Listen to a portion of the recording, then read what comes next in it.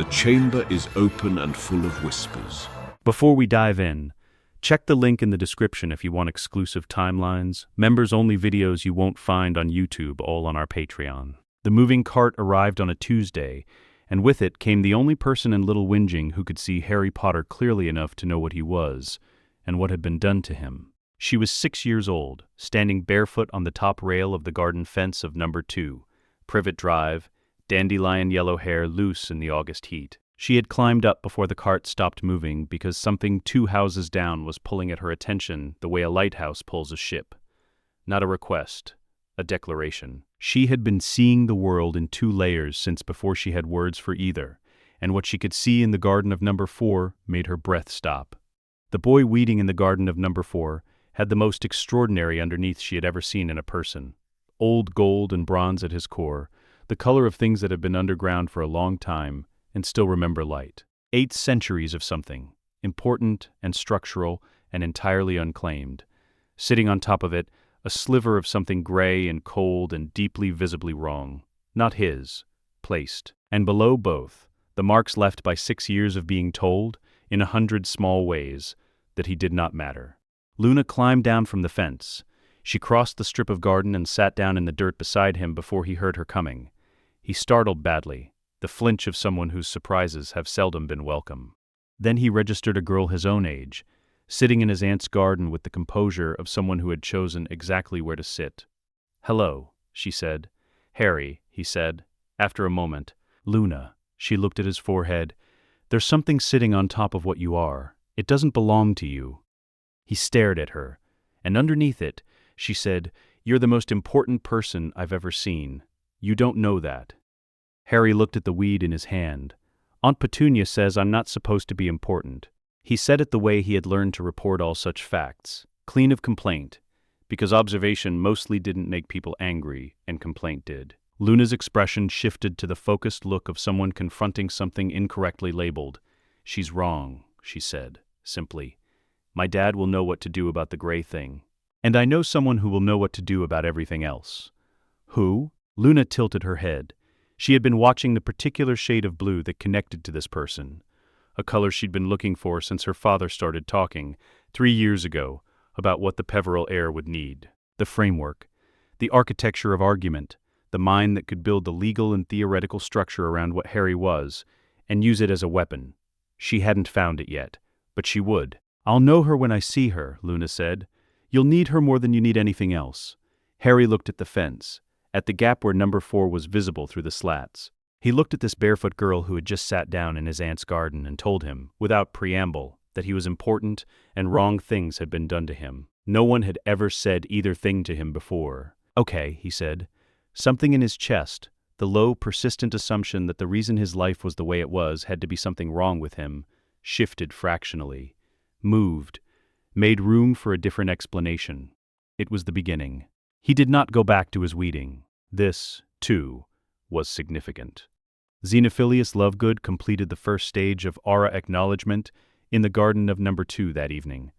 A practitioner's hum, barely audible, in the register that said, "I see what is here. I am going to do something about it." 2 houses down, Vernon Dursley felt sourceless cold spread across his shoulder blades, and could not explain it. He didn't know yet that the careful management of number 4, the boy in the cupboard, the fiction of normality, had just acquired a witness. The witness had been collecting truths people preferred to leave undiscovered for 30 years. The witness had a printing press. Over the following months, Xenophilius taught Harry 2 things. First, the ancient connection, what Xenophilius called the Peveril bloodline's resonance with the old magical network built into Britain's bedrock. Harry learned to feel it through his feet. He practiced. It became unremarkable, a background note of being present in the world. Second, what he actually was. The last heir of the oldest magical family in Britain. The Peveril line, 800 years of accumulated legal standing, political authority, and magical inheritance sitting unclaimed in a cupboard under the stairs in Surrey, while Albus Dumbledore told himself it was necessary. Xenophilius had been researching the Peveril line for 11 years before they moved to Privet Drive. Not looking for Harry specifically, following the charter provisions, the ancient texts describing what an heir of that bloodline should be able to do and claim. He had built, without knowing it, the exact framework Harry would need to understand himself. Someone decided that keeping you ignorant was worth more than keeping you safe, Xenophilius said, with the calm certainty of someone who has spent 30 years finding truths people preferred to leave unfound. Those are not the same thing. We are going to correct both. He taught Harry systematically, from the ground up, with the expectation that the student could handle the complete truth rather than a simplified version. Harry could handle it. He had been processing difficult truths his whole life. He had simply not had anyone to help him distinguish between the truths that were facts about the world and the truths that were facts about himself. Xenophilius drew that line with care and precision. The facts about the world, Albus Dumbledore had placed him at number 4 without legal authority or ministry oversight. The Dursleys had carried out the arrangement with thoroughness. No one had checked. This was wrong in the specific and correctable sense that institutions and laws and newspapers could address. The facts about Harry: he carried the Peverell inheritance. He felt the ley line. He had been performing elemental magic since before he could walk, in ways wand theory could not adequately describe. He was not an anomaly. He was what the oldest magical tradition in Britain produced when it was not suppressed. These facts could not be corrected. They could only be acknowledged and used. Luna watched from the fence and waited for the blue she was looking for. It would arrive when it arrived. The Quibbler landed on breakfast tables across magical Britain on a cold mid-February morning, all 312 copies simultaneously by coordinated owl post. The front page, one photograph, one headline. The photograph showed Harry Potter, age 7, carrying a laundry basket 1/3 his height, 3-second loop, lifting, steadying, walking. Patient, practiced. The competence of a child who has been doing this since before he had words for the task. Where is the chosen one? The unseen prisoner of Privet Drive. How Albus Dumbledore hid Britain's most celebrated wizard child in a Muggle home for 6 years. And why nobody checked. At the Weasley table in Ottery St. Catchpole, Arthur read the front page and went very still. Not calm, the opposite. The stillness of someone whose internal landscape is moving so fast the body has simply stopped. Molly read over his shoulder and made a short, involuntary sound and put one hand flat on the table as if she needed the surface. Bill was 17 and working toward his NEWTs at the kitchen counter. He read the piece end to end. Lovegood has the documents. Yes, Arthur said. What happens now? Something has to happen. In the Hogwarts staff room, Minerva McGonagall read the article twice. First fast, then slowly. She read the paragraph confirming no ministry welfare check had ever been conducted on Harry Potter. Not once in 6 years. She read the section documenting the absence of Form 7, J, 1981, the guardianship declaration required by law when placing a magical minor in a non-magical household. She read the legal analysis concluding the arrangement at number 4 had no formal legal basis recognizable under any statute. She had been preparing for this conversation for 6 years without knowing it, since the night she sat on a cold wall in Privet Drive and watched Dumbledore leave an infant on a doorstep, and felt, with the clarity of 40 years watching children, that something was wrong. She sent a memo with a red border. Your office, 1 hour. She found him at the window when she arrived, the paper on his desk. The blood ward requires Harry to live with Petunia, Minerva said. It does not require him to sleep in a cupboard, go without adequate food, or be left unexamined for 6 years. I asked you in 1981 whether this was safe. You told me it was necessary. She let that sit. I want to know specifically, Albus, what law permits placing a magical child in a Muggle household without ministry oversight? The silence was its own answer. There is no law, Dumbledore said. The decision was made on my judgment. Your judgment has been reviewed by the Quibbler. She looked at him for a long moment. I accepted your answer in 1981. I should not have accepted your answer. I want you to know I am clear on that point. She left and closed the door quietly. She had learned, over 40 years, that quietly closing a door carried considerably more weight than slamming. At the Ministry of Magic, 4 interdepartmental memos landed on Cornelius Fudge's desk before his second cup of tea cooled. He read substantial procedural irregularity and significant public interest concern, and understood both as emergency flares. 411 howlers in the atrium before 7:30. He watched the moving photograph, a 7-year-old carrying laundry. for longer than he intended.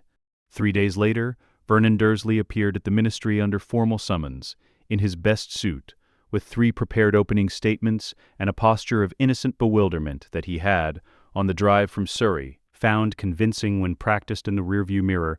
He delivered none of the statements. The Family Welfare Division advocate who opened proceedings spoke first, pleasantly, with the texture of pleasantness deployed by someone who does not require the other party's cooperation, because they already have everything they need and are speaking to them as a matter of procedural form. The interview lasted 40 minutes. At its conclusion, a formal caution under the Wizarding Muggle Family Oversight Act of 1908, Harry Potter would reside with the Lovegood household on a supervised full-time basis, while legal guardianship was formally reviewed. Any objection to be directed to the Peverell family's legal representatives? Address enclosed. Also present was a Muggle social worker named Patricia Hendrick, whose memory would be partially modified before she left, but who would retain, permanently and unmodified, the abiding impression that something at number 4, Privet Drive, had been significantly wrong for a significant length of time. This impression would shape, in small ways she could not account for, 3 conversations she would have over the following year with 2 colleagues and 1 supervisor about the gaps in their own office's monitoring procedures. The ripples of a single morning's documentation spreading outward. Vernon said, "But the boy is our—" The advocate raised one finger. Vernon stopped. "He is," the advocate said pleasantly, "a matter of considerable public interest.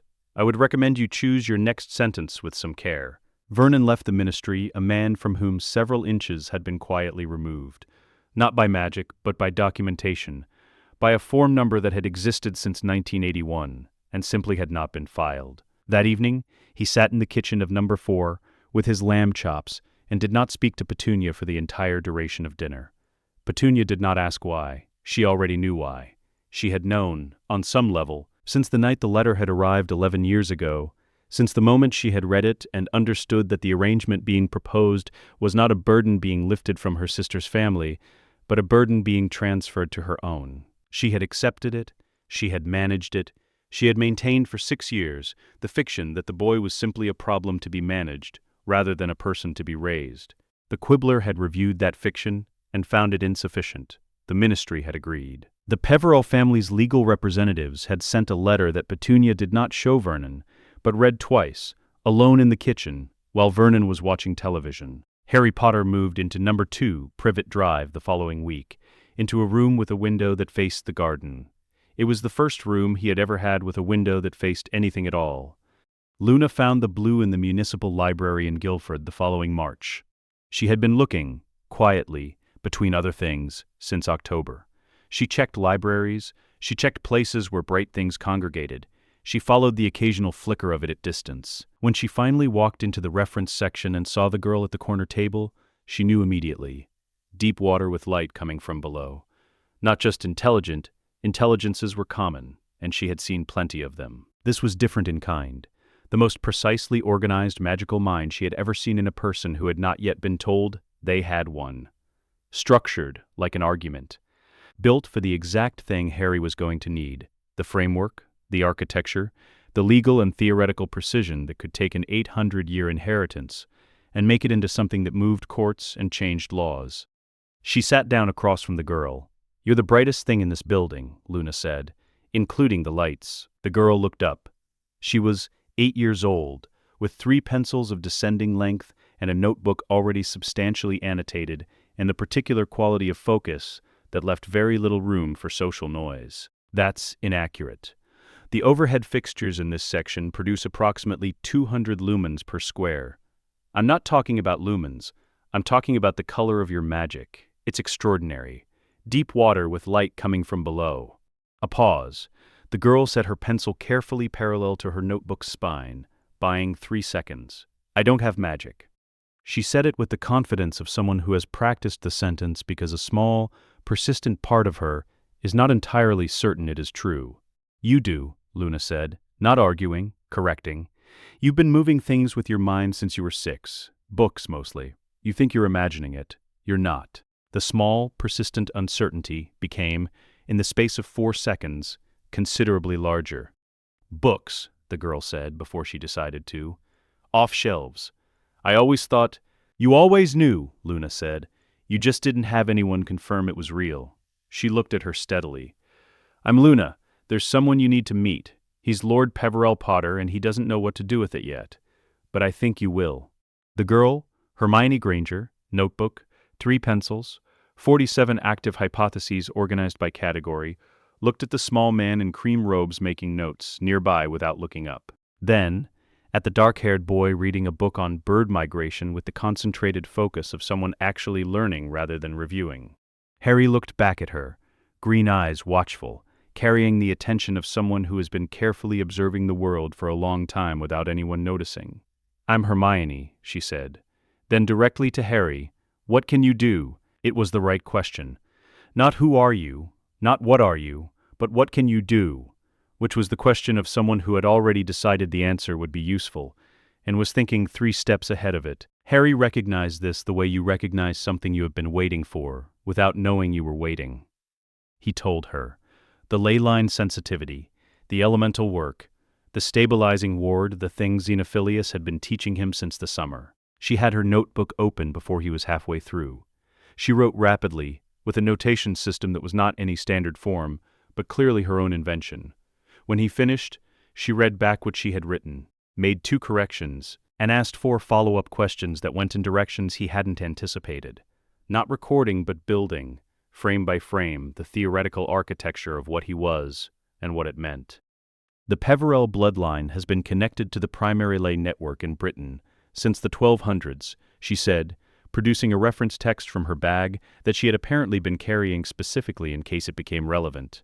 The sensitivity you're describing is ancestral, not incidental, which means the ley line you've been hearing at Privet Drive isn't random. It's responding to you specifically. She turned a page. The Peverell Charter provisions are legally current. I found them in the Magical Periodical Archive 2 months ago. The guardianship arrangement at number 4 was procedurally void from the moment it was implemented, without Form 7, J. 1981. The ancient house standing gives you formal Wesengamat authority that hasn't been exercised since 1821. She looked up. You've been sitting on the most significant unclaimed legal position in British wizarding history for 6 years, while living in a cupboard. Yes, Harry said. We're going to fix that, Hermione said. Not I'll help you fix it. A statement of intent from someone who had identified a problem and was already internally at step 3 of solving it. Harry looked at her. He had spent 6 years in a house where his existence was managed as a problem. He had spent several months learning from Xenophilius and Luna that he was something more than that. But what Hermione was doing was different in kind from both. She was looking at him as a partner, as someone whose problem was her problem because she had decided it was, and because solving it together was the only version of the solution that was worth building. "Okay," he said. The second most significant okay of his life, after the first, one in the garden. Luna, across the table, allowed herself a small and private expression of satisfaction. She had been right about the framework.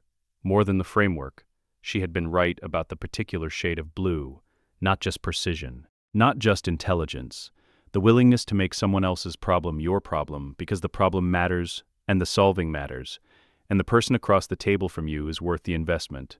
That was not common. That was, Luna thought, rather extraordinary. She returned to her star chart and let them work. They stayed for 2 hours. Hermione filled 22 notebook pages and moved to her second pencil, and at one point produced a second reference text from her bag, specifically anticipated, specifically relevant, which Harry found increasingly impressive the more he understood how much she had already been thinking about things she had not yet officially encountered. "You maintain hypotheses?" he said. 47 active ones currently. You've provided evidence for 6 of them today. What are the other 41? She told him. They ranged from the theoretical to the practical to the deeply specific. Harry asked questions that went in directions she hadn't anticipated. Not the questions of someone following along, but the questions of someone building his own parallel structure and checking it against hers.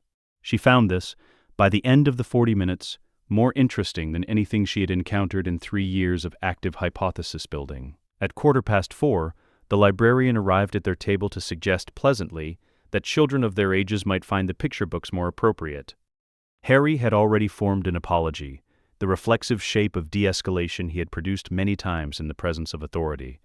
Hermione looked up. "We're not being loud," she said. "We're not damaging anything. We're reading. The purpose of a library is to facilitate reading. We appear to be doing this correctly. Can I help you with anything else?" The inflection on else was almost inaudible, also unmistakable. The librarian retreated. Harry stared at Hermione. He had never, not once, in 8 years, said a true thing to an adult in authority and let it stand without softening or apologizing for its existence. He had not known this was a strategy available to him. "You can just do that?" he said. "Just say it and leave it there?" "You can," Hermione said, already writing again. "You just have to be accurate. Accuracy is very hard to argue with." It was the first lesson. He would have many more. But this one. That precision is a form of power. That truth stated clearly needs no apology and no permission. Landed in the specific place in him that had been waiting for it since he was 6 years old, presenting the facts of his own diminishment as calm observation because complaint made people angry. The facts had been wrong. He was beginning to understand that now, and more importantly, he was beginning to understand that Hermione Granger was going to help him prove it. At 4:15, the librarian arrived at their table to suggest, pleasantly, that children of their ages might find the picture books more appropriate. Harry had already formed an apology, the reflexive shape of de-escalation he had produced many times in the presence of authority. Hermione looked up. "We're not being loud," she said. "We're not damaging anything. We're reading. The purpose of a library is to facilitate reading. We appear to be doing this correctly. Can I help you with anything else?" The inflection on else was almost inaudible, also unmistakable. The librarian retreated. Harry stared at Hermione. He had never, not once in 8 years, said a true thing to an adult in authority and let it stand without softening it. He had not known this was a strategy available to him. "You can just do that?" he said. "Just say it and leave it there?" "You can," Hermione said, already writing again. "You just have to be accurate. Accuracy is very hard to argue with." It was the first lesson. He would have many more. But this one, that precision is a form of power, that truth stated clearly requires no apology and no permission, landed in the specific place in him that had been waiting for it since he was 6 years old, presenting the facts of his own diminishment as calm observation because complaint made people angry. The facts had been wrong. He was beginning to understand that now, and more importantly, he was beginning to understand that Hermione Granger was going to help him prove it. The Hogwarts letters arrived in August. Harry's came to number 2, Privet Drive, where he had been living since February, in the room with the window, in the house where the garden was strange and interesting, and the pond held something that blinked at him with very large golden eyes, and the kitchen always smelled of something being brewed, or grown, or researched. The legal question of guardianship had been resolved the previous spring, when Sirius Black's petition was formally approved, Harry with someone who had chosen to be responsible for him rather than being assigned the role, which was a distinction he felt the way you feel the difference between a door you have been told is locked and one you have tested yourself. Hermione arrived with her letter, 3 years of research notebooks, 2 reference texts she considered essential to the conversation, and 47 questions organized by category. She had been working on the category list since the Quibbler piece ran, refining it as her research on the Peverell Charter developed. The questions ranged from the theoretical, whether ancient house status created any formal obligations on Hogwarts' own governance structure, to the intensely practical, whether the standard curriculum would cover the transitional period between pre-wand and wand-based potions theory, or whether they would need to source supplementary texts.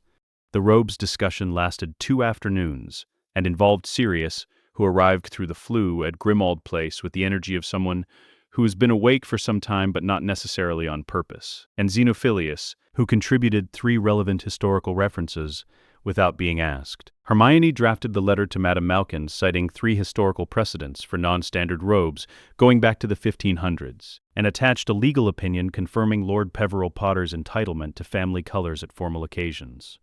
The footnotes were more comprehensive than the letter. Peverell colors, silver and old gold. Hermione's, deep sapphire blue, because she intended to be sorted into Ravenclaw and saw no reason to be ambiguous about either fact. Luna's, white, faintly luminous, she embroidered small silver moons along her cuffs using a ward-carving technique she had been adapting for textile work since she was 9, each moon a functional microward, invisible to standard detection. She made a matching set for Harry's cuffs and presented them without explanation. He put them on without asking for one. They reached Hogwarts the evening before term began. Sirius had arranged it, a flue connection to Professor McGonagall's office fireplace, timed for sunset. No train, no lake crossing, no ceremony, just the castle, quiet, belonging to itself. McGonagall stood when they arrived. She retrieved the sorting hat and placed it on Hermione's head. It spoke immediately. "Miss Granger, in 47 years of sorting I have encountered twice a mind requiring genuine deliberation rather than simple appraisal. You are the third. Your capacity is not merely intelligence, it's structural comprehension, the ability to perceive the rules beneath rules.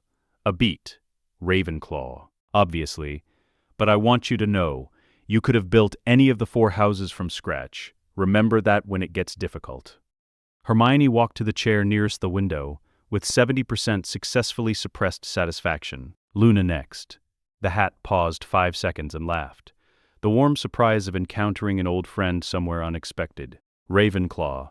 "And please tell your father his theory about the lay song is correct. I have been hearing it for 1,000 years, and no one else ever thought to ask." McGonagall placed the hat on Harry's head. It stayed for a long time, then it rose on its own, not lifted, rising, and hovered in the candlelight. "I cannot sort one who has already found his purpose. Lord Peveril Potter, the houses are open to you. Choose." Harry looked at Hermione, then at Luna, then at Hermione again. "Ravenclaw," he said, and sat down beside her. Sirius, watching from the doorway, said nothing until they were in the corridor. Then, James would have been completely insufferable about that hat. He paused. He also would have been right. He looked at Harry. He had the inheritance without the framework. He didn't have Hermione. A pause that acknowledged everything that sentence contained. "You've got the whole picture. That's different." On the way to Ravenclaw Tower, Harry put his hand on the stone wall and felt the castle's deep magic below. Older than any ward, running through the bedrock the Peverell line had chosen. Running through the foundations of a castle built on the major node of the most ancient magical network in Britain, the Peverell line had chosen this ground. The castle knew him. He was beginning to understand what he was going to do with that. Hermione was already at the window when he arrived in the dormitory, sitting with a notebook, having apparently mapped the view's relation to the castle's ward structure and identified 3 points of interest before the light had fully gone. She looked up when he came in. "Well," she said. "It's what Xenophilius described," Harry said, "the ancestral connection. The castle knows the bloodline. I can feel it in the stone." Hermione wrote something in her notebook. "Consistent with the primary node designation in the charter?" She paused. "Does it know you?" Harry thought about his palm flat against the corridor stone, the warmth he had felt running upward through it. Not welcome exactly, more like recognition.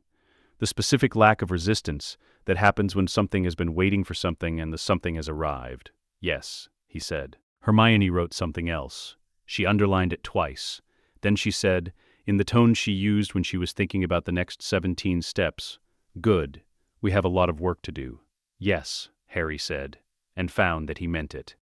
The next afternoon, when the rest of the school arrived and the great hall filled, 3 students in silver, sapphire, and white were already at the Ravenclaw table. The noticing spread through the hall in ripples. Draco Malfoy arrived at the table during the feast, with Crabbe and Goyle arranged for entrance, and delivered the beginning of a speech about the right sort of people. Hermione looked up from her notes. "The Peverell line predates the Norman conquest by several centuries," she said without heat. "It appears in sources contemporary with the Arthurian period. Lord Peverell Potter's standing in this castle is older than your family's recorded presence in Britain." She returned to her notes. "Is there something specific I can help you with?" Draco looked at Harry. Harry looked back with the equanimity of someone who has not needed external validation of his identity since approximately age 7, and therefore offered nothing for the approach to gain traction on. Draco left without completing a sentence. Ron Weasley, watching from across the table, said, "Are you always going to be like this?" "We're going to learn things," Harry said. "We're going to be ourselves while we do it." "Right," Ron said. "Then, can I sit here sometimes?" "Yes," Luna said, reading a chart. "You're a good color." Ron decided not to ask. In the first week of term, Luna found Professor Quirrell's second aura and went directly to the potions dungeon. Snape set his quill down. The conversation lasted 6 minutes. Luna answered every question precisely. Snape folded this intelligence into the investigation Dumbledore had asked him to conduct, and had been unable, thus far, to resolve. 6 weeks later, Quirrell was gone, found attempting to access a Peverell-warded section of the library that Luna had identified. With Snape positioned and waiting, the entity inhabiting him departed the host. The plan failed. Quirrell died in Albania 3 weeks later from the strain of what he had housed. The Philosopher's Stone remained where it was, untouched. Dumbledore's end-of-term note said in full, "Well done."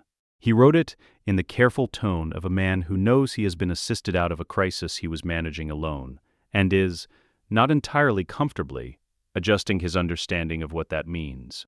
That same first year, the Potions Dungeon became a Tuesday evening institution. Snape asked Harry the most technical question in his opening arsenal, the resonant interaction between Wolfsbane and Aconite Root at the point of magical activation. Harry answered, "Resonant rather than additive, lunar cycle frequency, proportional error worse than omission, key ratio by weight rather than volume." He turned to Hermione and asked the most arcane question he possessed, the distinction between a Bizarre's mechanism and Muggle antihistamine function at the cellular level. She produced a Muggle biochemistry textbook, answered the magical dimension in 4 sentences, the cellular in 3 with a page reference, then said, "The interesting question is why the mechanisms converge. Different surface mechanisms, identical underlying principle. That suggests the magical and biochemical frameworks are describing the same phenomenon from different angles. The implications for what magic actually is, at the physical level, are significant." She said it as a contribution to a conversation she found interesting and assumed others would. 3 seconds of silence. Luna said, before Snape formed his question to her, "Your aura is charcoal gray with threads of dark green. Extended proximity to dark arts, but the green means the intention is protection rather than harm. You're the former. We can see that." He dismissed the class. The Trinity stayed. He stood behind his desk and looked at them. "Miss Lovegood," he said, "what you described is called ambient sight, exceptionally rare. Also, deployed without care, a significant social liability in this building. There are people here whose auras you'll perceive accurately, and who will not thank you for the accuracy." "I know," Luna said. "I told you because it seemed like the honest foundation for a working relationship. You assume one exists. It will." He turned to Harry. "What do you want, Potter? Not the version that sounds well, the actual version." "To learn," Harry said, "to not be anyone's instrument, and to work with you on alchemy, the foundational kind. We have texts from the Lovegood Library referencing a primary source tradition we can't access without someone who understands the transitional period between pre-wand and wand-based practice." Hermione set a manuscript on his desk, 200 pages, her handwriting on the cover, preliminary notes on formless magic and its relationship to classical charm theory, H.J. Granger, age 9.5. The most serious attempt at a unified theoretical framework for wandless and wand-based magic produced in the last 30 years, she said. "The third section has gaps I couldn't fill without primary sources from the 1300s to 1600s transition period. You have those sources. I have the framework." Snape picked it up. Read the first page, turned to page 47 and read for several minutes. He closed it. "The third section is derivative." "I know," Hermione said. "I didn't have the primary sources." "I have the primary sources." "Yes," she said. "That's why we asked." The alchemy work that followed across Tuesday evenings was the engine beneath everything else they built. The first session established the terms. Snape placed 6 primary sources from the 1300s on the laboratory table, annotated in his compressed handwriting and 3 other hands, and stood at the window with his arms crossed while Hermione read. She read for 20 minutes without speaking. When she looked up, she said, "This contradicts your published position on pre-wand catalytic binding." "Yes," Snape said. "You knew it was wrong when you published it. I knew it was incomplete. In 1986, citing the primary sources would have raised questions about where I was getting them and why I had access to them. Questions I was not in a position to answer." He moved to the work table. "The complete position is in the 2nd volume, pages 31 through 44, and in the marginalia of the 4th.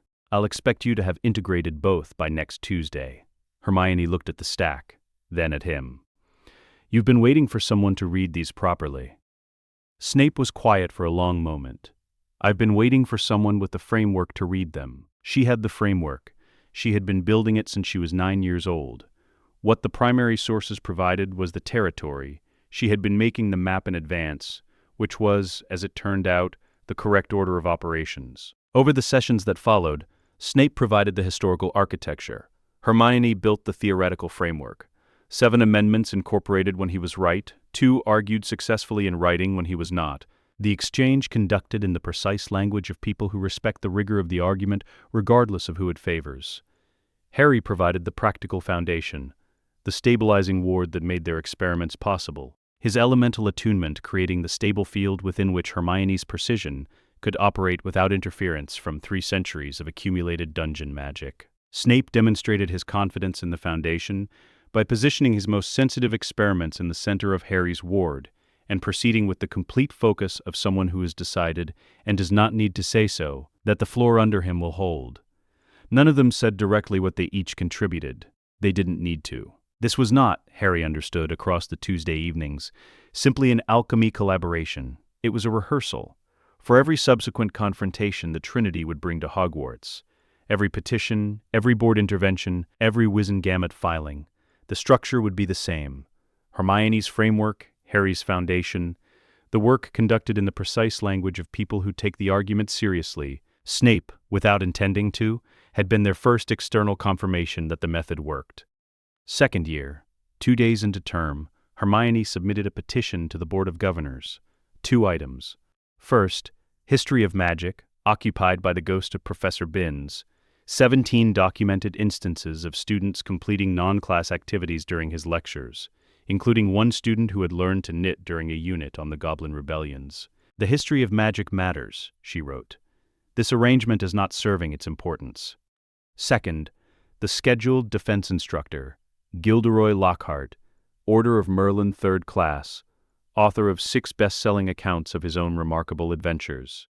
She had spent 3 weeks of summer tracing the fraud. His Hogwarts qualifications were genuine.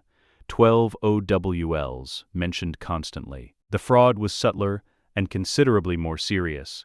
Every experience he published as his own had been performed by someone else, each of whom had subsequently lost the memories of their own accomplishments. His specialty was memory charms. His talent was real. His published life's work was stolen, the witnesses silenced through magic. She identified 6 people named in his books who had no recollection of the events they had supposedly witnessed. 4 cases where an independent account predated his publication. The board convened. Lockhart withdrew within the week. He was replaced by Remus Lupin, suggested to Dumbledore by Sirius in late August, in a letter written in a casual tone, covering considerable care in the drafting. Remus arrived Sunday, found the Trinity outside his office Monday morning, looked at all 3 of them. "You must be the ones Sirius described." "What did he say?" Harry asked. "That I should make no assumptions." He paused, clearly revising several. He was right. 3 weeks into second year, Harry heard the voice in the castle's walls. He told Hermione and Luna in the Ravenclaw dormitory. Luna said, "High Parseltongue. 2 registers, modern and high. The high requires a deeper inheritance. Your ability comes from the soul fragment in your scar. Voldemort's depth of the language, transferred accidentally at the moment of the scar's formation. When that fragment is eventually removed, the channel goes with it." Hermione wrote, "Basilisk, 1,000-year isolation, command corrupted by time, distinguish between what it was ordered to do and what it might choose to do, given the option." She looked up. "We need to find the chamber." 6 weeks of mapping, Harry tracking the voice, Luna mapping the ley network, Hermione overlaying both charts and identifying convergence points. The chamber sat on a major ley node. They brought Snape in. Snape listened without interrupting. "The Weasley girl's diary?" Hermione slid the notebook page across. "Shade anchor signature, soul fragment feeding on its host. Progressive, the reduction by Friday," Snape said. 90 minutes maximum in the chamber, or I come in. 80 should be enough," Hermione said. 90, he said. They entered on a Tuesday evening deep in term. The entrance, a sink with a snake carved in the tap. Harry addressed it in High Parseltongue from the deep register. "Open." Blindfolds on, Luna's concealment ward blocking not just light but magical perception at the sensory threshold. Basilisk's gaze required direct eye contact to kill. Remove the contact, remove the threat. Hermione had verified the theory. It held. I am here. I speak the old language. I am not here for blood. The silence had length to it. Then the vibration came through the stone. Vast, slow, the basilisk's weight registering in the foundations the way a geological event registers in bedrock. It spoke, Harry translated. 1,000 years. The command has become wrong. I do not know how to stop. There is a way, Harry said. We will dissolve the corruption, not the command itself, but what centuries have made of it. We need your permission.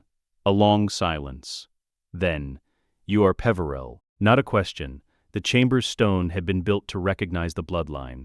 Harry felt it in his feet, the castle's recognition running upward through the foundations. Yes, Harry said. Then you have the right to ask it. Ask.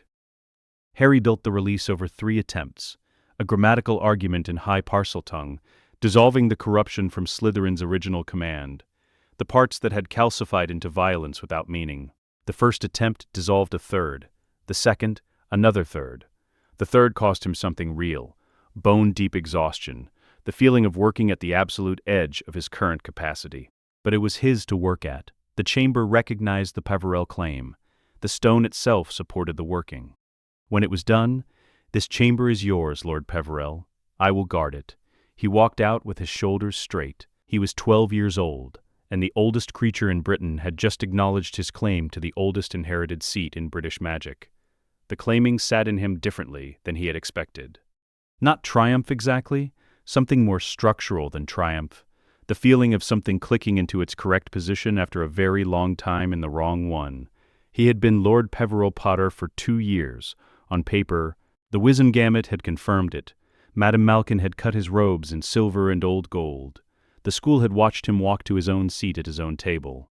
But the chamber was older than any of that. The chamber was Slytherin's, built on a Peverell-connected ley node 1,200 years ago, and its stone had just acknowledged who he was, with the authority of something that has no reason to lie and no mechanism for flattery. The ground knew him, not because of the scar, not because of fame, because of the bloodline, the 800-year chain of what the Peverell line had been and built and held. He understood, walking towards Snape's waiting expression, that this had always been the correct order of operations. Hermione had built the legal and theoretical architecture. He had built the practical foundation, and now the ground itself had confirmed it. What they had built together was real. Snape was waiting. He looked at 3 children, slightly dusty, composed. Miss Weasley is in the hospital wing. The diary has been addressed. The petrifications have ceased. And the chamber, he said? Claimed, Harry said, under Peverell authority. Snape looked at him for a long moment, a different kind of look than any he had given Harry before. Then, documentation. 7 o'clock tomorrow. I'll have the draft ready by 6, Hermione said. She did. 3 weeks later, Lucius Malfoy arrived at Hogwarts with 12 governors and a dismissal order, and found 3 second-years in robes standing in the entrance hall, holding a formal petition. He had arrived feeling, as he generally did, like the largest thing in any given room. He had the quality, cultivated across decades, of making the physical arrangement of his presence feel inevitable. Hermione looked up from the document. A formal inquiry request under Section 14 of the Educational Governance Act of 1954. You have 30 days to respond through legal representation. She held it out. The chain of custody is fully documented, including Snape's alchemical analysis of the diary's residue and the cross-referencing of the object's acquisition date with your family's known movements during the period in question. Lucius looked at the document. He looked at the children. He looked at Snape, standing 6 feet behind them with an expression of absolute professional neutrality that Lucius had known him long enough to read as something considerably less neutral. He looked at the document again. The specific problem with the document, the problem he had identified in approximately the first 4 seconds of reading it, was that it was correct, not almost correct, not correct in its general thrust while vulnerable to procedural challenge. Correct in every citation, correct in every cross-reference, correct in its chain of custody, correct in its legal foundation, correct in the specific provision it invoked. He had excellent lawyers. His excellent lawyers could not find a gap in something that had no gap. He had arrived at Hogwarts feeling like the largest thing in any given room. He left, having encountered the precise and specific absence of every legal surface he might have stood on. All of it correctly and quietly removed before his arrival. He did not complete a sentence. He left. Luna watched him go. "His aura has new fractures in it," she said with the interested attention she brought to things she found instructive. "The ones from last spring have spread." "Good," Harry said. They went to dinner. The Wizengamot confirmed Harry's ancient house standing the following spring in a session lasting 23 minutes. The shortest hearing of that category in 40 years, because Hermione had filed the paperwork with a precision that left nothing to clarify, and no procedural gap for anyone to insert an objection through. Harry arrived in silver and old gold, in the robes Madame Malkin had cut to Peverell specifications, and sat in the seat that had been held in abeyance since the line went dormant. The seat itself was old stone, carved with a pattern that Hermione had identified from a reference text as a runic sequence specific to the Peverell Charter, a sequence that she had told Harry was technically a passive ward. The seat recognized the bloodline. It had been doing so for 8 centuries. He sat in it. It was, he thought, exactly the right size, not because it was sized for him specifically, but because he was sized for it. The bloodline, the claim, the thing that had been waiting for him to be in a position to receive it. He answered 3 questions from the bench. The answers were correct. The session concluded. Walking out of the chamber, Sirius said, "First time anyone sat in that seat since 1821. "I know," Harry said. "How does it feel?" Harry thought about the cupboard under the stairs at number 4. He thought about 6 years of wearing clothes 4 sizes too large, and eating surplus food, and sleeping in a space that couldn't accurately be called a room. He thought about a girl sitting down in the August dirt beside him and saying she's wrong, simply, without softening it, and meaning it. He thought about Hermione, who had found the legal standing before he knew it existed and had known, when she found it, exactly what to do with it. "It feels correct," he said. "Like something that was always supposed to happen that simply hadn't been allowed to yet." Sirius nodded. It was not a small nod. It was the nod of someone who has spent 12 years in a small space, thinking about the things that were always supposed to happen, and simply hadn't been allowed to yet. The summer before 3rd year, Hermione wrote Sirius Black's legal brief at the Lovegood kitchen table over 6 weeks. The brief opened, "No man has ever been lawfully imprisoned in Britain for a crime of which he has not been convicted." The question this submission addresses is not whether Sirius Black is guilty, but whether the question of his guilt was ever lawfully examined. The answer is no. 78 pages. 17 specific procedural violations of the imprisonment statute, each with a citation. The center section, pages 41 through 53, was a list, presented without commentary, of what the law required and the documented manner in which each requirement had been ignored. No rhetoric, no flourish. Just 17 items, each with a citation, in the specific register of documents that are not making an argument but presenting a record. The record was devastating. Most significant was the appendix, a Marauder-era photograph showing Pettigrew's animagus form in an image dated after his supposed death, obtained from the Black family archive, which Sirius had made available without restriction, and which Hermione had spent 8 months reading with the attention she brought to anything she found useful. The Ministry's own unregistered animagus records, showing Pettigrew had never filed his registration, illegal, and the precise reason the cover had been able to hold for 12 years. And Snape's technical analysis of the magical residue from the street explosion of November 1981, establishing that the destruction pattern was inconsistent with a human being, transfigured into biological material, and more consistent with a controlled explosion designed to produce that appearance. Snape's analysis arrived on a Tuesday morning in a folder slid under the laboratory door, labeled in his compressed handwriting, black. Physical evidence. No cover note. No explanation. No apparent expectation of acknowledgement. The Trinity did not mention it to him. He did not raise it. Some things are acknowledged by receiving them correctly rather than by speaking about them. And this was one of those things. Sirius read the brief over Hermione's shoulder, the morning she declared it complete. He went to page 41 and read the list. He read all 17 items. He read the citations. He looked at the ceiling for a long moment. "Hermione," he said. "Is it accurate?" she asked. "Devastatingly," he said. "Then the length is justified." He looked at her, She was 13 years old and had spent 6 weeks of her summer building a legal document that could not be argued with, for a man she first met at age 8 in circumstances that were not, by any measure, her responsibility. He looked at Harry, who was reading the footnotes with the focused attention of someone checking another person's work carefully rather than performing a review. He thought, James would have been completely unable to manage this correctly. James would have been so proud he would not have known what to do with his face.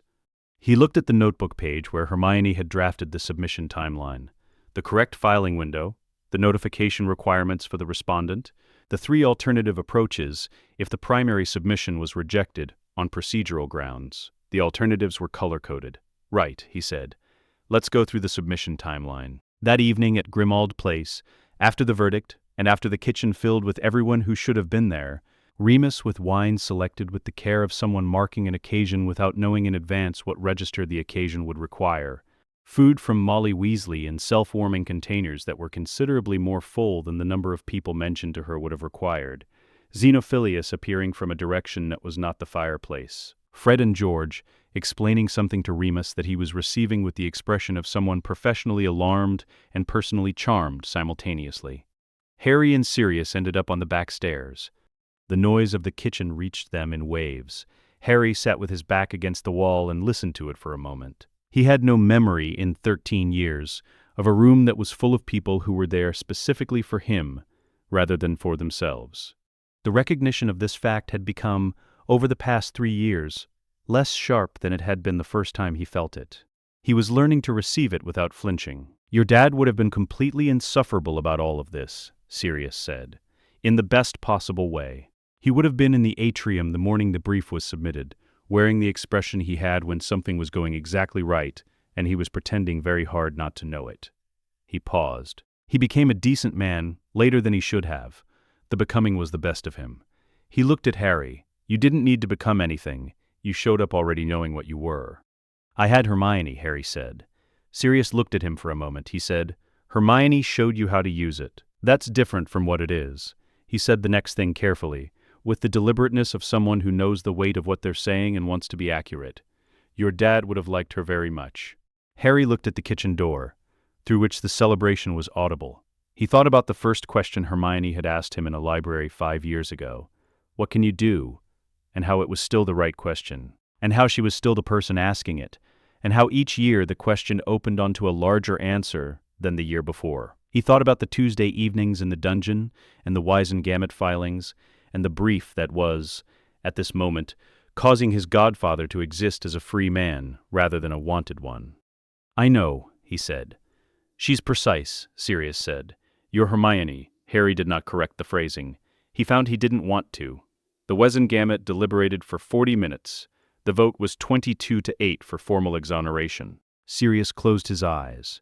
One deliberate breath, the breath of someone who has been waiting for something for 12 years, and has learned in that time to receive arrivals carefully rather than be overtaken by them. Then he opened his eyes. Harry was looking at him from the Wisengamot floor, in the Peverell seat, in silver and old gold, with the directness of someone who had been watching for exactly this moment, not triumph on his face, the expression of someone who has seen a right thing happen and finds the seeing sufficient. He grinned, full, unguarded, 13-year-old, in the formal chamber with 50 members watching. Sirius laughed, short and startled, the laugh of someone who has been holding something together for a very long time and has just been given permission to stop. Several of the 22 who had voted for exoneration looked at each other. The moment in the chamber was not what Wisengamot proceedings usually produced. It was warmer than that. Even Augusta Longbottom, 3 seats along the Ancient Houses section, who had been watching the proceedings with the severity of a woman who has seen too many miscarriages of British wizarding justice to be easily moved, pressed her lips together in the expression of someone suppressing something that would, if unsuppressed, constitute an emotion. Hermione, beside Harry, was writing in her notebook with the focused attention she brought to results that required precise documentation. She did not suppress the emotion. She simply wrote simultaneously, which was, Harry had come to understand, how she managed most things that mattered. The following morning, 2 Aurors arrived at the Weasley household. Peter Pettigrew, cornered in the kitchen with a warrant, and 2 trained Aurors, transformed, panicked, was cornered again and was taken into custody. 13 counts of aiding and abetting a dark magical assault, multiple counts of false testimony, 1 count of fraudulent animagus non-registration. Hermione received the ministry's confirmation by owl at breakfast. She made a notation in her case file in the column marked Outstanding Items, which had previously contained 1 entry, Pettigrew, Locate and Prosecute. She crossed it out, closed the file, put it on the shelf where she kept completed things. The Goblet of Fire arrived at Hogwarts in October of 4th year. The Trinity did not submit their names. If we compete as champions, Hermione said, the Confederation Charter open at 4 flagged pages. We're evaluated against the tournament's rubric. We demonstrate within the tournament's framework as something else entirely. We control the terms of evaluation entirely. Harry said, How? Article 12 of the Confederation Charter of 1294, the role of primal witnesses, ancient practitioners who may formally observe and demonstrate within a sanctioned Confederation proceeding without being bound as competitors. The Goblets selected 3 champions on the last evening of October: Victor Crumb, Fleur Delacour, Cedric Diggory. Then its flames shifted toward deep luminous gold and produced a 4th slip. 3 names, all of the Trinities. Harry waited for the noise to settle. We didn't submit our names. Crouch began the binding contract speech. Hermione stood. The goblet predates the ministry by 4 centuries. The binding force derives from the Confederation Charter of 1294, which the ministry didn't write and doesn't administer. Article 7 specifies that a sovereign heir of a pre-ministry bloodline cannot be bound to any competitive obligation without explicit consent. Lord Peveril Potter has not consented. She produced 3 copies of the charter documentation. We invoke Article 12, Primal Witnesses. The Confederation representative read for 4 minutes, consulted his references, received a response from Geneva, spoke to Crouch quietly. Crouch's expression moved through configurations the portraits would discuss for years. The Trinity was formally recognized as primal witnesses. The first task was dragons. Harry entered the arena first. He looked at the Hungarian horntail, addressed it in the deep Parseltongue register, not a command but the declaration that carried the Peveril claim beneath it, the same ancestral frequency he had been building toward since he was 6. I am connected to old things. I am not here as a threat. Ancient, magical creatures registered this below conscious processing. The horntail went still, not tamed, not compelled, acknowledging something older than its own aggression. Harry retrieved the egg, thanked the dragon, and walked out. The stands were silent in the way of crowds encountering something outside their existing categories. Hermione built a 6-stage analytical binding over the Swedish short snout in 12 seconds. Each stage derived from the previous by strict logical necessity. The whole structure a proof, leading to a conclusion the dragon found itself inside, without having been forced. The dragon sat down. The crowd needed 5 seconds to find their reaction. Luna walked toward her Welsh green and spoke in the ward song. Not language, but acknowledgement. You exist and are known. The dragon lowered its head to her eye level. She took the egg and left. The dragon watched her until she was through the gate, and then appeared to be thinking about something. 3 demonstrations, 3 completely different methods, none involving spells in any recognizable sense, none involving a wand drawn or a single incantation spoken. 6 researchers in ancient magical traditions in the international audience who would spend the following decade producing papers attempting to explain what they had witnessed. The papers were not in agreement. The disagreement was productive.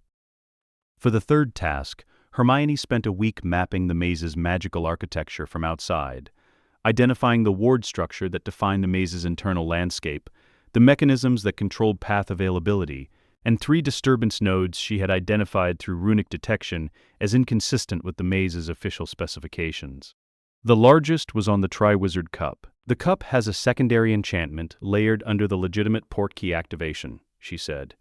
Dark, keyed to a specific destination that the official portkey documentation doesn't list. Someone has been planning this since before the tournament was announced. She looked at Harry.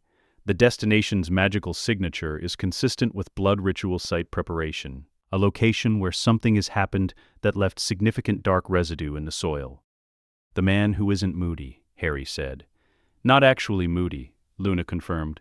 She had been reading the defense professor's double aura since September. The outer layer is Moody's.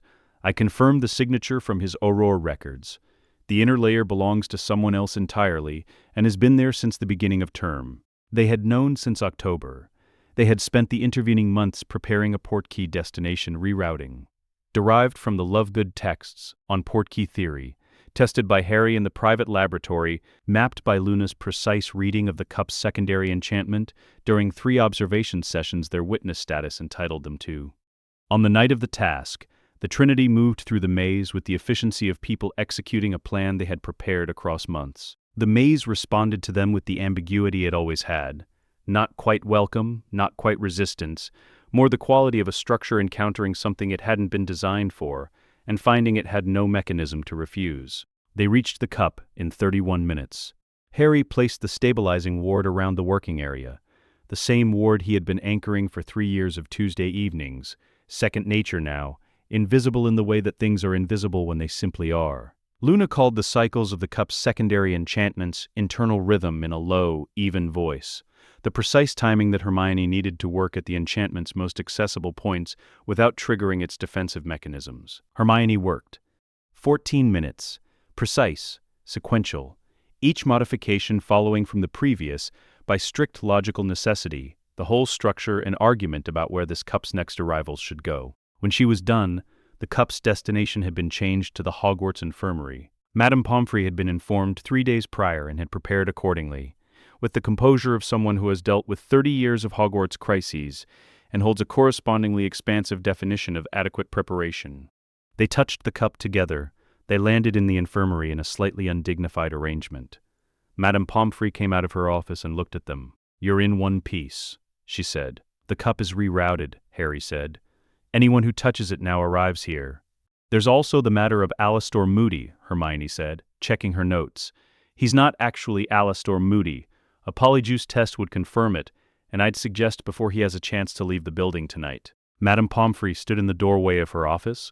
She had, in 30 years of school nursing, treated the aftermath of more Hogwarts crises than she could accurately count. She had not expected the aftermath to arrive, organized, calm, and concerned about her institutional decision-making process. In the defense office on the 3rd floor, the man who was not Alastor Moody sat very still at his desk, feeling the specific sensation of a carefully constructed mechanism failing to activate. He was still assessing the damage when 3 Aurors arrived. Under Veritaserum administered by the Auror office on the following morning, Bartemius Crouch Jr. confirmed everything. Voldemort's plan from the beginning. The graveyard ritual, the blood magic designed to restore Voldemort to full power using Harry's blood. The specific vault under Gringotts where additional materials had been stored. The 3 Death Eaters who had been contacted. The location Voldemort was currently using in Albania. The intelligence was documented with Hermione's characteristic precision and submitted to the Aurora office within 48 hours. When Voldemort eventually returned, it would be through a cruder ritual with fewer allies and no element of surprise. He had spent a year counting on surprise. The element was gone. The summer before 5th year, Hermione read the Ministry Legislative Digest and found the Interim Educational Oversight Committee proposal on page 14. She told Harry. He said, "Umbridge, the counter-submission took 3 weeks. Same argument as the original proposal had hoped to make, but pointing the other direction. 40 pages citing 3 charter provisions prohibiting external political bodies from exercising curriculum control at Hogwarts without formal ancient house consent, plus a second appendix documenting Umbridge's professional record, including a previous minister's formal refusal of her identical earlier proposal on jurisdictional grounds. Luna read the final draft and said, "Section 4 is slightly aggressive. People who feel attacked make worse decisions than people who feel evaluated." Hermione rewrote Section 4 in 2 hours. Same argument, different register. Umbridge was appointed anyway, but with her role substantially rebuilt. No faculty dismissal authority, no curriculum power, no correspondence access. She could observe, she could catalog, she could not change anything. Her encounters with Harry were careful. She understood by the end of October that he was not a student who could be managed through the standard mechanisms, not because he was disruptive, but because he was the precise opposite. He completed his work. He was courteous in the specific way of someone who was raised to understand that courtesy costs nothing, and is frequently strategic. He occupied his Peverell seat at the Wizengamot with the ease of someone who had been sitting there for 3 years, and she had read enough charter law to understand exactly what that seat meant for her own authority within Hogwarts. She had been trying to find a way around the charter provisions since June. The counter-submission that had arrived at the Wizengamot in late August had closed every avenue she could identify. She spent October trying to locate an avenue the submission had missed. There wasn't one. Her first corridor encounter with Luna was brief. Luna was walking barefoot between classes, reading a star chart. "Miss Lovegood, why are you not wearing school shoes during class hours?" Luna looked up. "I'm between classes. The student handbook specifies appropriate footwear during classes and formal occasions. This is neither." She returned to her chart. "I believe I'll be adding a corridor dress code." "Under what authority?" Luna asked, with the genuine curiosity she brought to factual questions. "The educational observer role doesn't include policy setting." Section 3. Paragraph 4 of your appointment letter. I carry a copy generally if you'd like to review it. Umbridge's fixed smile held. Something behind it did not. She wrote in her kitten-cover notebook, "Lovegood, knows the appointment letter, check who drafted it." She never found out the brief had been submitted anonymously through the public comment channel. Produced by a ministry solicitor working from notes that Hermione had written in July, the limiting language was legally airtight in ways that would take years to unpick if anyone tried. No one told Umbridge that a 15-year-old had written it. Her interactions with Hermione were more direct and considerably more uncomfortable. Hermione did not perform hostility toward Umbridge.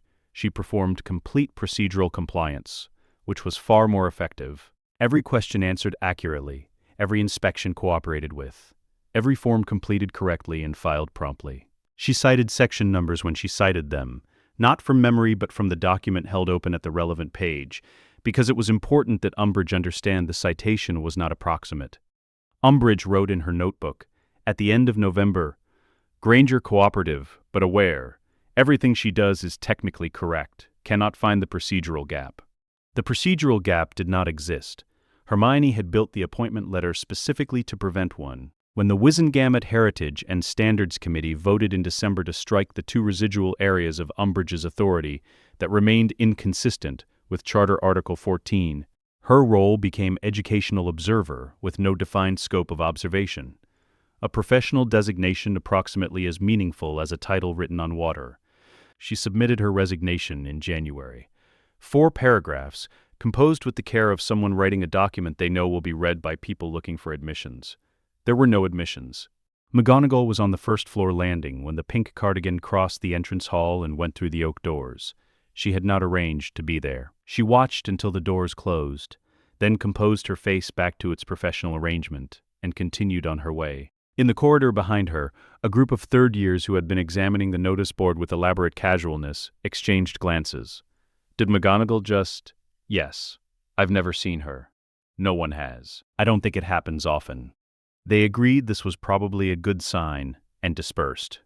They removed the Horcrux from Harry's scar on the last day of July, in the summer between his 5th and 6th years, his 16th birthday.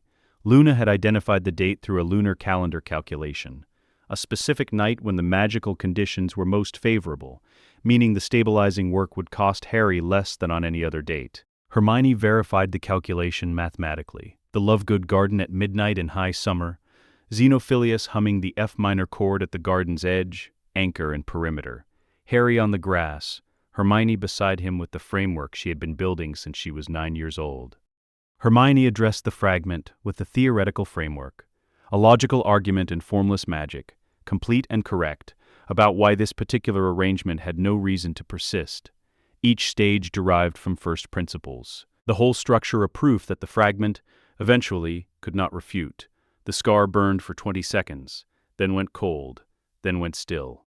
Harry lay in the grass for a moment without moving. He was entirely himself for the first time in his life. Not the self that had been managed in a cupboard, and not the self that had been carefully constructed in response to what a cupboard produces in a person. Not the self that carried at low constant pressure a foreign presence he had lived alongside for so long he had stopped noticing it. Himself, the Peverell core, the old gold at the center of everything. The 8 centuries of ancestral claim, with nothing else sitting on top of it and nothing else pressing down. He sat up. Hermione was beside him. She had been beside him throughout, hands steady, framework held precisely, the whole working conducted with the attention she brought to anything she found worth doing correctly. She was reading the ambient field now, verifying the result with the methodical care that was characteristic of her at her best. "Done," she said. She looked at him. Her expression was the one she wore when a proof had been completed and found correct, the clean satisfaction of precision meeting its intended result, with something additional in it that she had learned, over 3 years of working alongside him, to allow herself when they were not being observed by anyone who would make it into a thing. "Done," he agreed. Also, he lost Parseltongue that night. The channel had been the Horcrux's, Voldemort's depth of the language, transferred at the moment of the scar's formation. With the fragment gone, the channel went with it. Luna had told him this would happen. He had known for months. He found he didn't mind at all. The ability had never been his, the ground beneath him, the ancestral claim running in its old familiar register, the castle that had known him since he first put his hand on its stone. These were his. He could work with that. Snape arrived at the alchemy laboratory in October of 6th year, with a research folder. "The Gaunt ring first," he said. "Marvel O'Gaunt's ring, carrying the resurrection stone. Dumbledore retrieved it last spring at considerable personal cost. His wand hand has not recovered. Consider that Horcrux addressed. The stone remains with Dumbledore. Do not touch it." He continued, "The locket is in a coastal cave. The cup is in Gringotts, the least strange vault. The diadem. Found it in 1st year," Luna said. "Room of requirement. I put a ward on it. I know what to do with it now." The work of year 6 was methodical. Snape had provided the intelligence, the ring already addressed by Dumbledore at personal cost, Snape's folder naming the locations of the remaining containers. Hermione had been building the retrieval framework since year 3. What remained was execution. The locket, Harry and Hermione to the coastal cave on a moonless night in late October. Hermione had mapped the approach from 7 cartographic sources, selected the arrival time based on tidal data, and Inferi behavioral patterns documented in the Lovegood library. The Inferi presented the expected difficulty. Harry addressed it elementally, not fighting the creatures, but making the cold unavailable to the water they inhabited, severing their connection to the element that sustained them without requiring contact. They retreated from confusion rather than force. This distinction mattered. Confusion was reversible. By the time it resolved, they were gone. The locket came out of its basin in Harry's hands. He held it and felt, through the gloves Hermione had specified, the dark pulse of something that was not quite alive, but was also not simply an object. Hermione's reduction took 11 minutes. The locket was inert. 6 Horcruxes down, Hermione said, checking the map. 7, Harry said, counting the ring. 7, she confirmed, counting the ring. 1 more. The cup.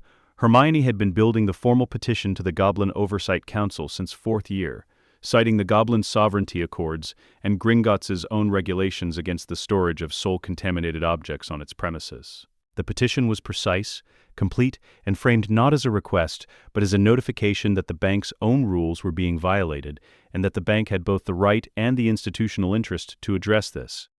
The Goblins had been waiting for someone to ask correctly for approximately 50 years.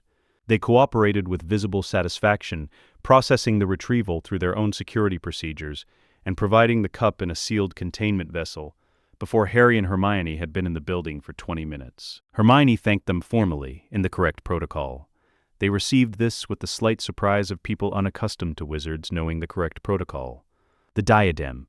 Luna retrieved it herself from the Room of Hidden Things, carrying it in her hands, and brought it to the laboratory, where she addressed the fragment within it, using the full deployment of her ambient sight.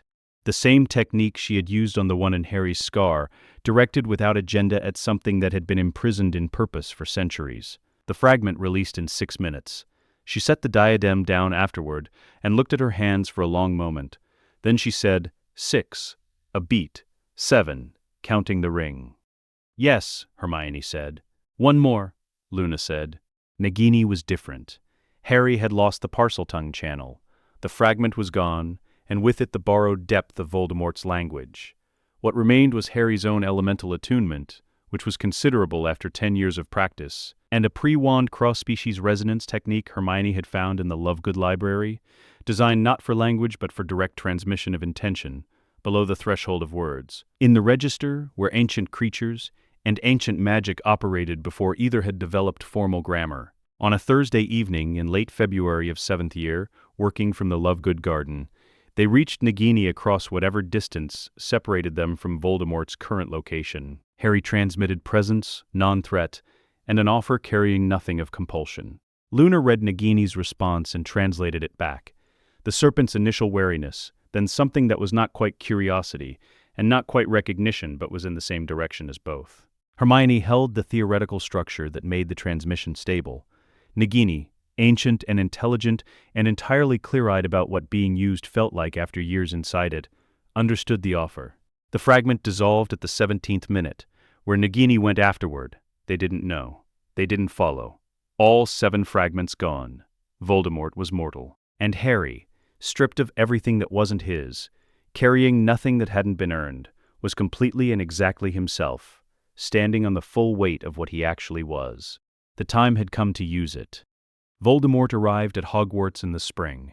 He had returned through a secondary ritual months earlier, cruder than the graveyard plan that had been dismantled at the task, built from improvisation. The body produced was functional and powerful, diminished, stripped of every reinforcement he had counted on. No Horcruxes, no Harry shaped by years of damage into something manageable. He came through the gates. The castle allowed it because the Trinity had asked the castle to allow it. He was tall, pale, and vast in the accumulation of his power, decades of dark arts mastery visible to anyone who could read magical fields. He looked at the 3 students in the entrance hall and produced something very close to genuine surprise. He had been thinking about a specific boy, the boy the Dursleys had made. He had an entire psychological architecture prepared for that boy, the entry points in someone who had never been told they mattered. That boy did not exist. What stood in the entrance hall was Lord Peveril Potter, 17 years old, in silver and old gold, standing on the floor of a castle his bloodline had helped build. On ground, the oldest magical network in Britain had been responding to his presence for 11 years. Beside him, a girl in sapphire, with a notebook and the organized intelligence of someone who had been preparing for this specific moment since age 12. Harry Potter, Voldemort said, the name shaped for diminishment. Tom Riddle, Harry said, the name landed differently, not a provocation, a fact, stated by someone who had the standing to state it, the standing of someone who had spent 11 years building what he was, rather than being told what he was, and who therefore did not require Voldemort's permission to name him correctly. "You've destroyed them," Voldemort said. His voice had the quality of someone who has made a calculation and found the result inconsistent with their model, and is now updating the model at considerable speed. "Yes," Harry said. "Then we fight." "No," Harry said. "We end this." Hermione raised her hand. The ward array she had been building theoretically for 3 years, and practically for the past 6 months, snapped into alignment. Anchored to the Peveril Charter's provisions for protection of the ancestral seat, activating with the precision of something designed across thousands of hours of Tuesday evening laboratory work. Something that Harry had tested, and Luna had mapped, and Hermione had been refining since she first understood what the Charter provisions actually meant. It did not attack. It defined the ground. In the precise language of an 800-year-old magical contract, it said, "This is his. What stands against him stands against the claim." Voldemort raised his wand. The curse that came out of it met the edge of the ward and stopped. He looked at it, then at Hermione. The expression on his face was one Harry had not seen on Voldemort before. Not anger, which he had prepared for, but something closer to the expression of a very precise person encountering a construction that is more rigorous than they expected, and requiring a moment to understand why. Then he looked at Harry. Harry placed both palms flat on the stone floor of the entrance hall. The ancestral connection was there. It had been there since the first day he felt it in a garden in Surrey. The Peveril bloodline meeting the old magic built into the castle's bedrock. 11 years of building that relationship. He knew it the way you know a piece of music your hands have played for so long they no longer need your mind. Not as an effort, as a fact. He made the claim. Not a spell, not an attack. A declaration of what he was and where he was standing. Lord Peveril Potter, heir of the line woven into the fabric of British magic, for 8 centuries, standing in a castle built on the major ley node that the Peveril Charter specifically named as ancestral ground, with the full weight of the Charter's protections activated by Hermione's ward array behind him. I am what this place recognizes. I am what this ground has been holding for 800 years. The ley line rose, not visibly.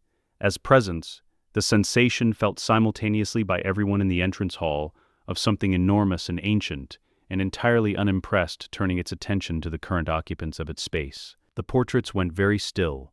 The torches burned without flickering. The stone beneath Harry's palms grew warm. Voldemort's dark field had always been vast. Across 50 years of dark arts practice, he had built it into something that could flatten most wizards by simple proximity. But it had been built on a foundation of things that no longer existed. Horcruxes, stolen power, fear, the specific amplification that comes from believing yourself permanent. Strip those away, and what remained was Voldemort himself, which was still formidable, but was also just a man. A man standing on ground that had been responding to the Peveril line for 800 years. He fought. He was not a man who stopped. He cast 3 more curses in rapid succession. Hermione's ward absorbed the first, deflected the second, and the ley line's presence dispersed the third before it reached Harry. Each casting cost him more than the last. The effort of pressing against the anchor was compounding. Tom Riddle had spent 50 years building power. He had built it on foundations that Harry and Hermione had spent years methodically removing, piece by piece, Horcrux by Horcrux, until what remained was considerable but unaugmented. What Harry was calling on was older than anything Voldemort had ever been able to reach for. It took 4 minutes. At the end, Tom Riddle's power failed under pressure it couldn't sustain. He fell.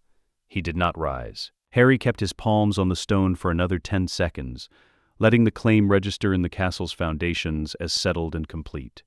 Then he lifted them. The hall was very quiet. "Done," Hermione said. She was reading the ambient field with the focused care she brought to every verification that mattered.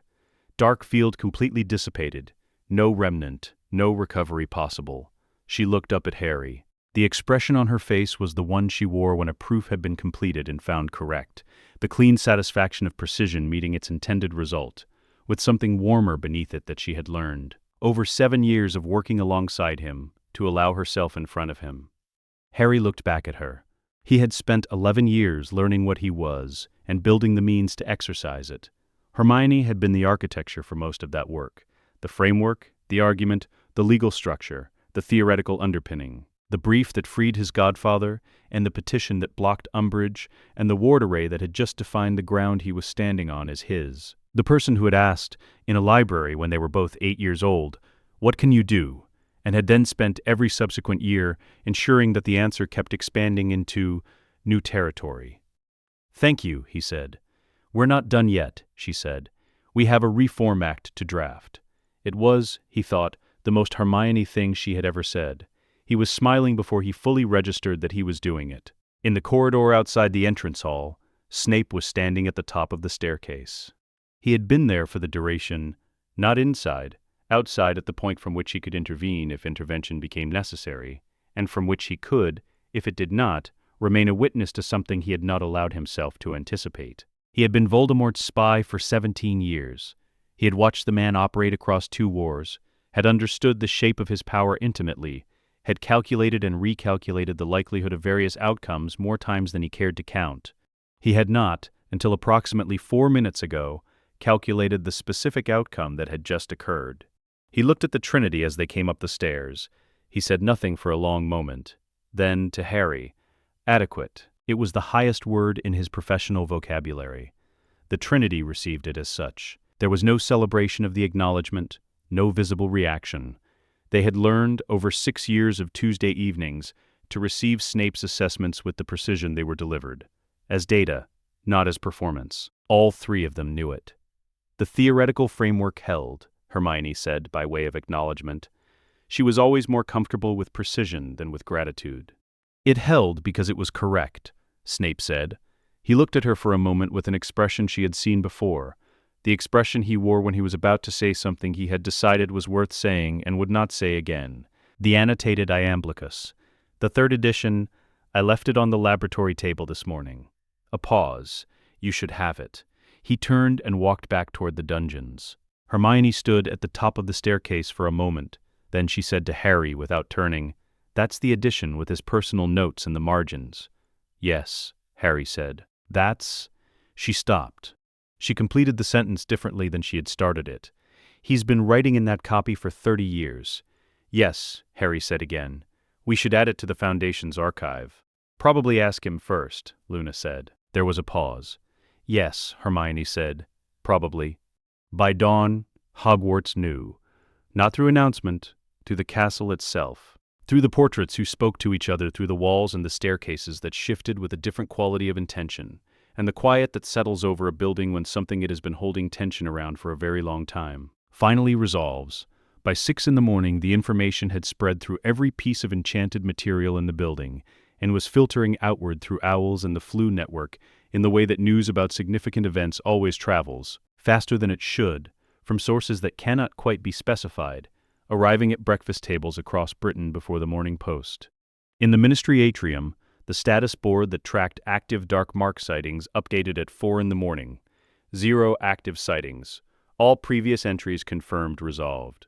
Fudge read the board in his dressing gown, having been called in by an aide who had been called in by another aide who had been monitoring the board overnight, specifically in case. He stood in front of it for 3 minutes without speaking. Then he said, "Get me Arthur Weasley." Arthur had been in the building since 2 a.m., waiting for exactly this update. He sent 2 owls, one to Molly, one to the Order's communication chain, and then sat back in his chair and allowed himself, privately and briefly, the full weight of relief. 11 years of it. He did not cry because he was at work and someone would come in. He came very close. Across Britain, people were waking up to owls, reading newspapers, stopping on their way to work when they passed someone else who was also reading and exchanging the specific kind of glance. That means, yes, I saw it too. And I also don't quite believe it. And we are going to need to talk about this later when we have more time. At Hogwarts, Harry was asleep. He had gone to sleep at 2 a.m, after verifying with Luna and Hermione that the ambient field of the entrance hall had fully cleared. After filing the initial incident report with the Aurora office that Hermione had prepared in advance, and needed only 3 additions, after sitting in the kitchen of the castle with McGonagall's tea that no one had asked for, and all 3 of them had drunk. Hermione had left a note on his desk before going to her own dormitory. It said, "Go to sleep. It will still have happened in the morning." It had. He woke at 8 to the sound of the castle knowing. The portraits more animated than usual, the quality of light through the window different in a way he couldn't name but felt, and lay in his bed for a moment with his palms flat on the mattress, feeling the ley line below in its steady, patient register, unchanged by what had occurred above it. Of course, it was unchanged. It had been running since before the castle was built. It would run after the castle was gone. It had no particular investment in the events that passed above it. What had changed was Harry. He was, as of approximately 4 minutes past midnight, the person who had done the thing, the person who had called on 8 centuries of ancestral claim and had the ground answer, the person who had stood in the entrance hall with Hermione's ward array behind him and his palms on the stone, and had simply been what he was, loudly enough and completely enough that it had been sufficient. He went to breakfast. Hermione was already there, notebook open, working on something. She looked up when he sat down. "Morning," she said. "Morning," he said. She returned to her notebook.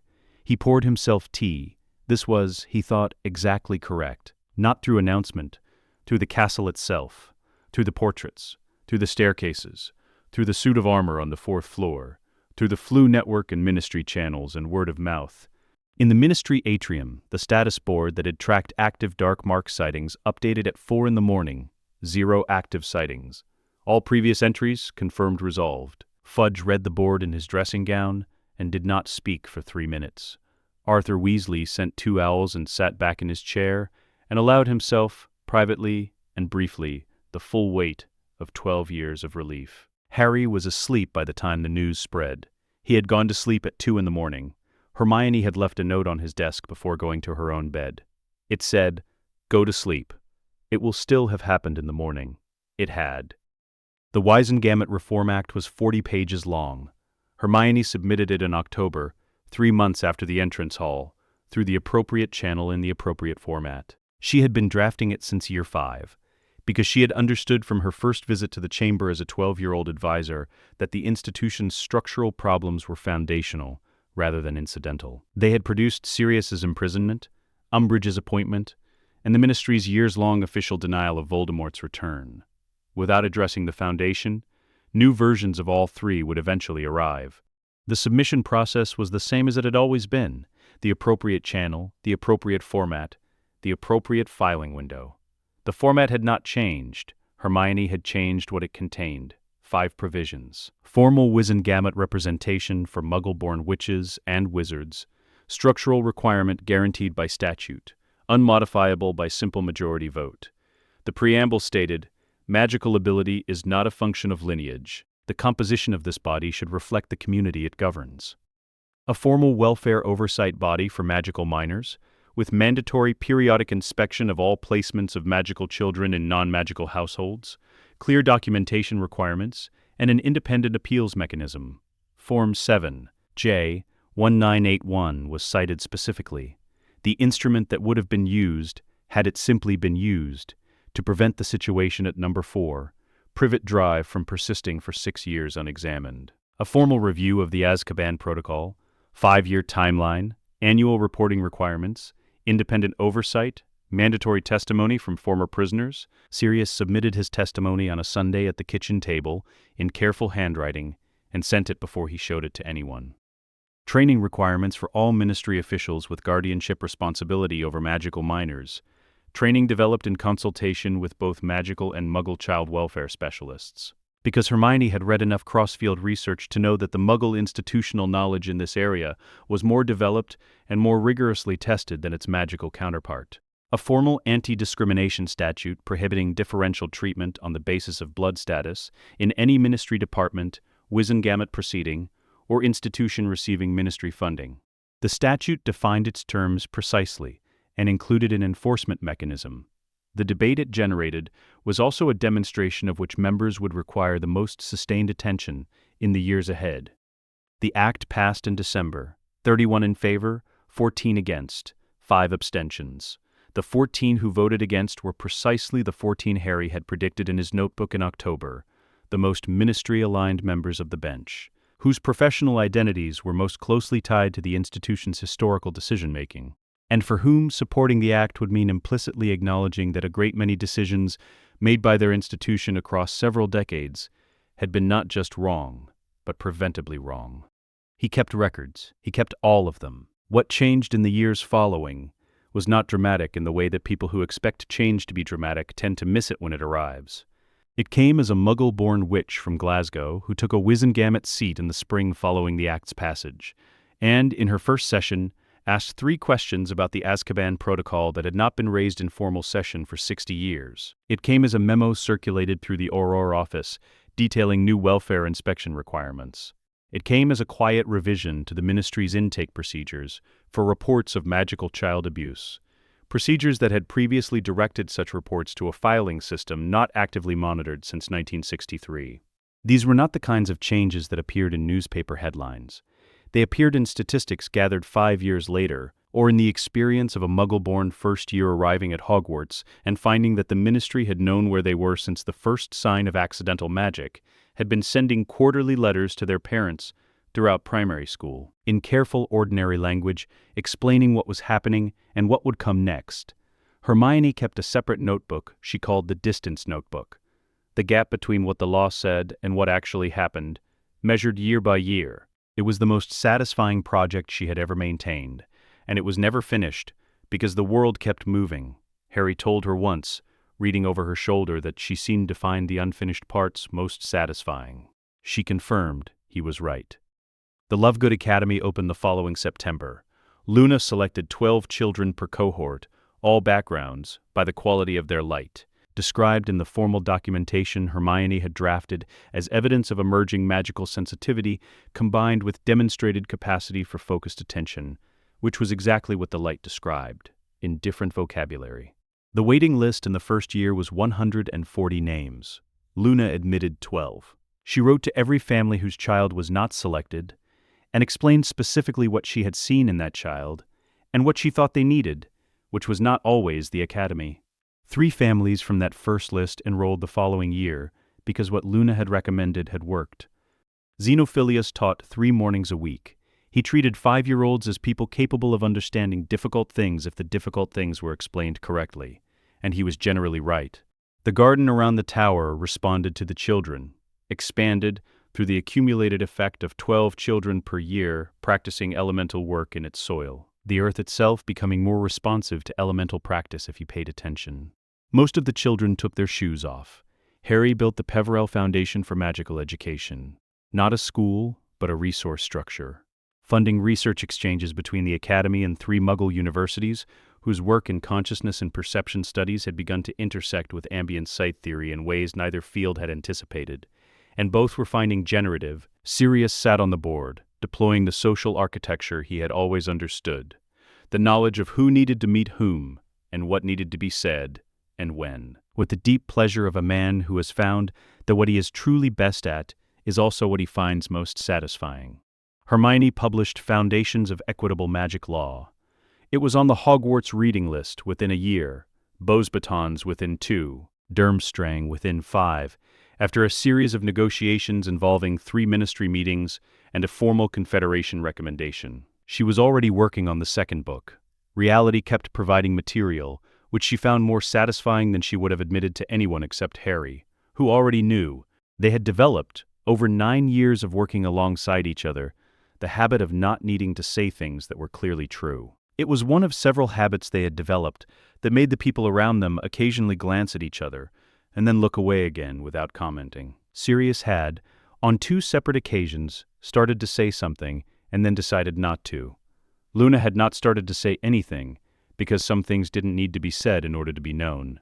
Xenophilius had written a 3-paragraph entry in his research journal about the specific frequency generated by 2 magical practitioners who have been in close proximity for an extended period and have developed harmonic resonance, then crossed it out, then written it again, then filed it under observations, personal rather than observations, general. None of them mentioned any of this to Harry or Hermione. Some things were better left to develop on their own schedule. In the September 5 years after the entrance hall, a Ministry Welfare Assessment Officer knocked on the door of number 4, Privet Drive. She asked her questions and wrote the answers in the manner of someone creating a permanent record rather than having a conversation.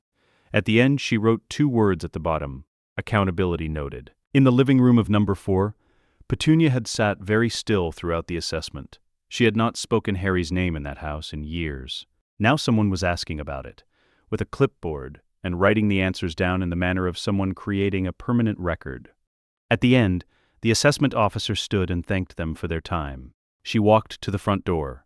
On the drive, she stopped and wrote 2 words at the bottom of the assessment summary, accountability noted. She got into her ministry vehicle and drove away from Privet Drive for the last time. The street looked exactly as it always had: net curtains, cars in driveways, careful maintenance of the appearance of houses where nothing unusual had ever occurred. She had read enough of the documentation to know what had been carefully maintained behind that appearance for 6 years, and she was a professional, and she did not express the thing she was thinking about careful maintenance as she drove.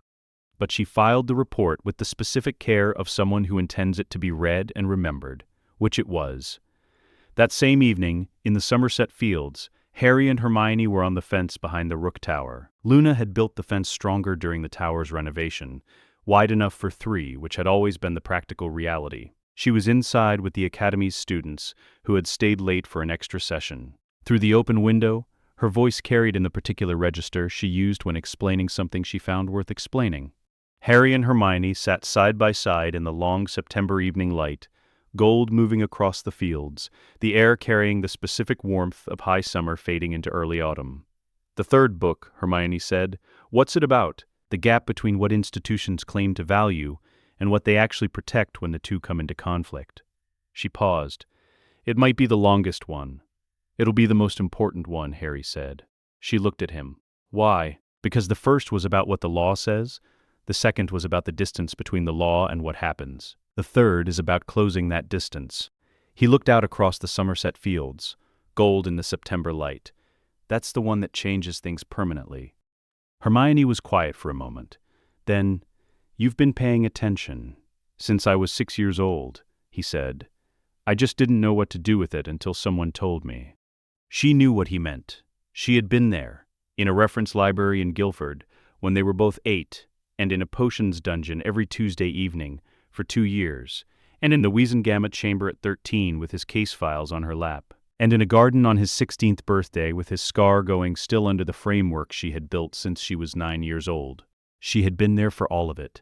She had been there the morning the chamber door opened, and Harry walked out with his shoulders straight and the basilisk's acknowledgement in his face, like something that had always been waiting to be confirmed. She had been there in the entrance hall when the ancestral claim held and the thing that had been pressing against their lives since long before either of them could remember finally failed to hold. She had been there. She intended to keep being there. The thought settled between them without either of them saying it, in the comfortable way of things that have been true for long enough that they no longer require announcement. There was a version of this conversation they had not yet had, a version where certain things got said explicitly rather than existing in the space between one sentence and the next. That version of the conversation would happen eventually. It was not urgent, because what it would confirm was already present. It had been present for quite some time. Harry put his hand on the fence rail. Faintly, through the wood and through the earth, the old resonance ran below, the same note he had first felt through the soles of his feet in this garden, when he was 6 years old, in the weeks after the cart arrived, and everything began. Not the F minor of someone who has just been told what they are, the F minor of someone who has been told, has believed it, has spent 11 years proving it, and has arrived at the place where the proving is done, and what remains is simply the living. He had held a chamber, and freed a godfather, and dismantled a Dark Lord's immortality, and stood in the entrance hall of Hogwarts, and called on 8 centuries of ancestral claim until the ground itself rose to meet him. He had done all of that with Hermione's framework behind him, and the Peverell bloodline running through him. 8 centuries of ancestral claim, finally and completely exercised. He was 18 years old. He was, without qualification and without remainder, entirely and completely himself. Inside, Luna's voice rose on the specific note she used when something was unfolding in exactly the pattern she had anticipated. Not triumphant, simply settled. Through the open window, the sound of children laughing at something she had just said, bright and uncomplicated, and full of the particular delight of people encountering something surprising and finding it wonderful rather than alarming. Harry heard it and felt, in his chest, the sense of being in the right place, of being the right thing in the right place at the right time. He had felt it in this garden before. He was beginning to understand that this was what it meant to be load-bearing, not a weight, a foundation, something that was present in the structure and made other things possible by being present. "We should go in," Hermione said. "Yes," Harry said. Neither of them moved immediately. The September light moved across the fields in the specific way of late afternoon light in early autumn, not fading exactly, but concentrating, pulling itself into the last of its warmth before the evening took it. The ley line hummed below them, in F minor, patient and ancient and entirely indifferent to the passage of time, as it had run before the street, and would run long after, as it had been running beneath a garden in Surrey, when a cart arrived on a Tuesday, and a girl climbed down from a fence and sat down beside a boy and told him what she could see. It was enough. It had always been enough. He had simply not known, for 11 years, that he was allowed to hear it. "Now we should go in," Hermione said. "Yes," Harry agreed. This time, they did. Inside, Luna looked up from where she was explaining something at the table and said nothing, because some things don't need to be said in order to be acknowledged. The children, 3 of the Academy's students who had stayed late and were now engaged in a disagreement about elemental attunement theory that Luna had clearly encouraged, looked up briefly, and then returned to their argument with the focus of people who have been handed something interesting and intend to resolve it. Xenophilius brought tea without being asked. He set 4 cups on the table and went back to his notes. Harry sat down. Hermione sat down. The argument continued. The earth ran below them in its old and patient register, unchanged. It had been running for 800 years before any of them were born. It would be running long after. It registered their presence the way it registered everything it recognized. Not with enthusiasm, not with ceremony, simply with the settled acknowledgement of something that has been here before and knows it will be here again. When they went inside, they went together. "Let us know what you'd like to see next." The end.